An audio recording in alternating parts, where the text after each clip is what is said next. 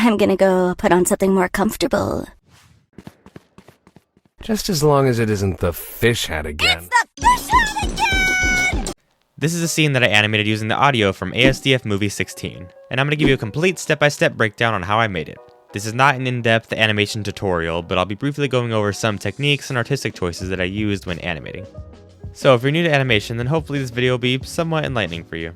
With that being said, let's start off from the very beginning. Before I even began animating directly, I decided to start off with a storyboard animatic. I'm gonna go put on something more comfortable. Just as long as it isn't the fish hat again. It's the fish hat again! Usually for silent animations, I wouldn't bother doing something like this, and instead just opt to animating straight away. But since this project had audio involved, more specifically dialogue, I knew it would be very important to have an outline of what I wanted the scene to look like. This is obviously very rough, but I just wanted to have the visible image of where the characters are and how they'll be posed in the scene, as well as what the background and camera angles would look like. Speaking of backgrounds, I went ahead and drew the background in advance before the animation phase as well.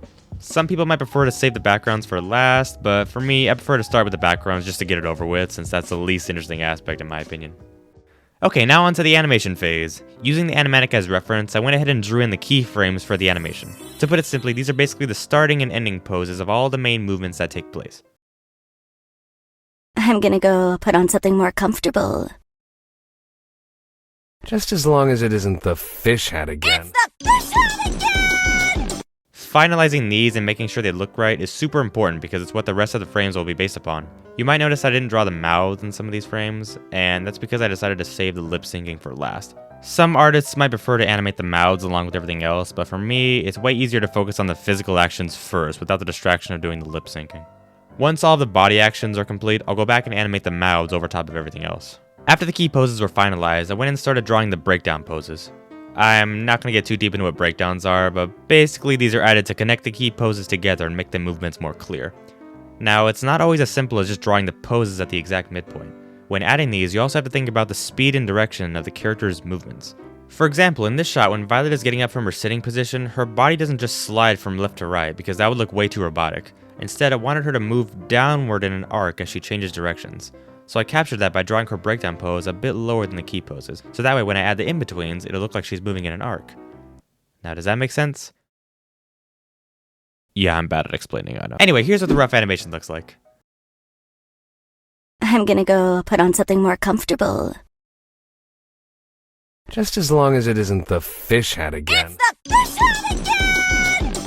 Now, before I continue, I want to give a quick PSA to everyone who is interested in learning animation. Don't jump in with the clean line work like I did. Just sketch out your rough animation and focus on getting the movements right first, and then later you can go back and polish it up with details and clean lines. That would have been the smarter move, but for me, I was kind of on a harsh time crunch, so I had to expedite the process a little bit. And it worked out for me since my characters are pretty simple, but for most people, that's a very messy way of doing things. So basically take your time is what I'm saying. Don't rush yourself. You can't rush art.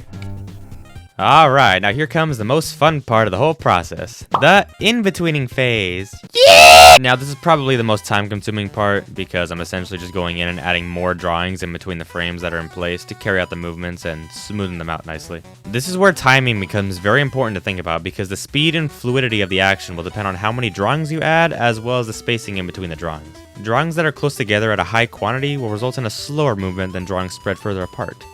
For these movements, I wanted Violet to speed up and slow down as she's gesturing with her hands, and I also wanted her to gain speed as she's getting up and transitioning into her run cycle. That's why you'll see me adding in-between drawings closer to the resting pose. This is what will make the character appear to gain or lose speed as they move. And this is an essential principle for achieving lively organic movement. If I just drew the in-between drawings in the exact midpoint between all the frames, the movements would feel very robotic because the drawings are the exact same distance between one another.